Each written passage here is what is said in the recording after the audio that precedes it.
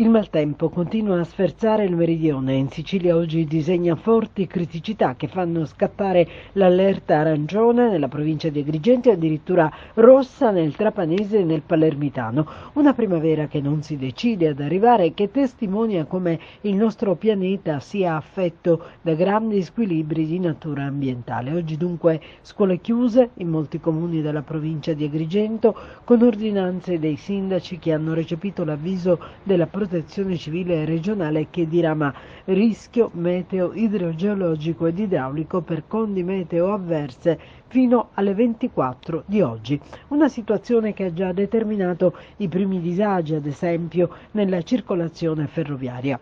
Trenitalia ha infatti, proprio a causa dell'allerta meteo, per oggi ha cancellato alcune corse che riguardano le province di Palermo, Trapani, Agrigento e Caltanissetta. Talune sono state sostituite da bus e alla cancellazione delle corse sono interessate la linea Palermo-Agrigento, Trapani-Palermo e Caltanissetta-Agrigento, sulle quali Trenitalia ha cancellato 5 corse, precisando che i treni regionali nel corso della giornata potranno seguire ritardi, cancellazioni e limitazioni di percorso. Si sa già che per quanto è relativo ai treni delle prime ore del mattino non è partito quello da Castelvetrano a Terrasini Cinisi delle 5, quello da Agrigento a Caltanissetta delle 5.05, quello da Castelvetrano a Trapani e da Trapani a Castelvetrano, ed è stata cancellata anche la corsa da Terrasini Cinisi a Trapani.